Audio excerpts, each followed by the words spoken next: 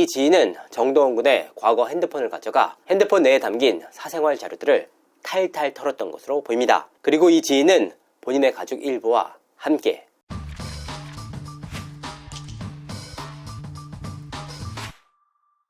시청자 여러분 안녕하세요. 이진호입니다. 가수 정동원 군이 이번에는 무면허 논란에 휘말렸습니다. 아직 미성년자의 나이, 이제 성인까지 불과 6개월밖에 남지 않은 상황 속에서 또다시 논란에 불거졌던 겁니다. 사실 저는 정동원 군이 TV조선 미스터트롯에 출연할 당시인 초등학교 5학년 때부터 지켜봐왔던 가수였기에 여러가지 마음이 교차했습니다. 하지만 명백하게 잘못을 저지른 것은 사실입니다. 그래서 오늘 방송에서는 대체 왜 정동원 군이 이번 논란에 휘말렸는지, 그리고 무면허 운전의 진실은 무엇인지 취재를 한번 해봤습니다.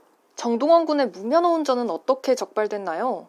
지난 3월 21일 한 기사가 나왔습니다. 서울 강남경찰서는 유명 가수를 협박해 수억 원의 현금을 요구한 혐의를 받는 일당의 주범인 남성 A씨를 구속해 조사하고 있다. 한 유명 가수의 휴대전화를 입수한 뒤 사생활 사진을 유출하겠다라고 협박을 해서 돈을 뜯어내려고 한 일당의 주범이 구속됐다는 내용이었습니다. 당시 이들이 정동원 군에게 요구한 금액은 무려 5억 원에 달했습니다. 이 사건의 주인공이 유명 가수였기에 파장이 적지 않았는데요. 하지만 끝끝내 당사자의 이름이 외부로 밝혀지진 않았습니다. 사실 이 사건의 당사자가 정동원 군이었습니다. 사실 저는 이 보도가 나온 직후 해당 인물이 정동원 군이라는 것을 파악할 수 있었습니다. 당시 소속사 측에 연락을 취해 확인에 들어갔는데요. 하지만 소속사 측은 당사자가 정동원 군이라는 사실이 외부에 노출되지 않도록 정말 많은 노력을 기울였습니다. 특히나 정동원 군이 협박 피해자의 당사자인데다가 미성년자인 점을 수차례에 걸쳐 어필을 하면서 저 역시 그 부분에 공감을 하고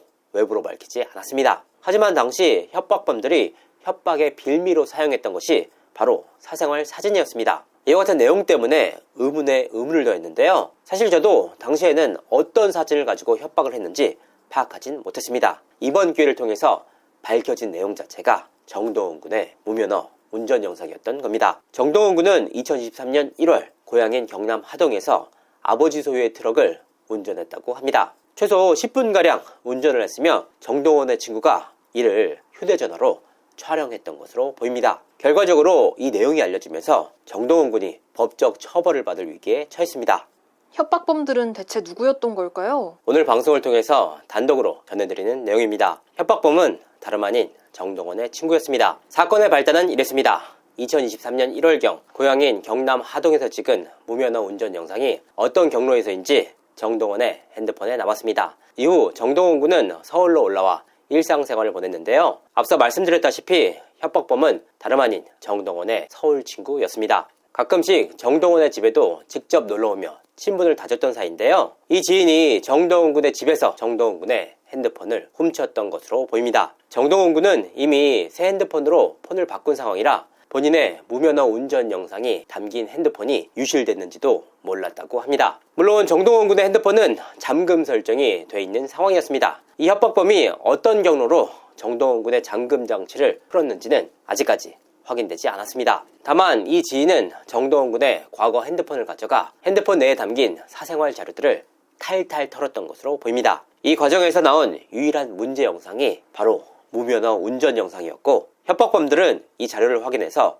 정동원 군에게 무려 5억 원을 요구했던 겁니다. 그리고 이 지인은 본인의 가족 일부와 함께 범행에 나섰습니다. 하지만 정동원 소속사 측의 대응은 단호했습니다. 협박 이후 곧바로 경찰에 신고했고, 결과적으로 범행에 나선 협박범이 구속됐습니다. 이번 사건은 어떻게 알려진 걸까요? 사실 정동원 군은 지인들로부터 협박을 당한 협박 피해자 아닙니까? 그런데 협박범들이 법적 처벌을 받게 되자 정동원 군 측에 합의와 선처를 요구했다고 합니다. 하지만 소속사 측의 입장은 단호했습니다. 그 어떠한 합의도 없다라는 의사를 내비쳤던 것인데요. 상황이 이렇게 되자 협박범들은 자신의 법적 처벌과는 별개로 정동원 군의 무면허 운전 영상에 대한 문제 제기를 이어갔습니다. 물론 수사기관에서 역시 정동원 군의 무면허 운전 영상을 확보한 만큼 이 사안에 대해서 판단할 수밖에 없는 상황이었습니다. 결과적으로 협박범들은 이와 같은 과정을 거쳐서 정동원 군의 무면허 운전에 대한 처벌을 요구했고, 이 과정을 거쳐서 이번 사건이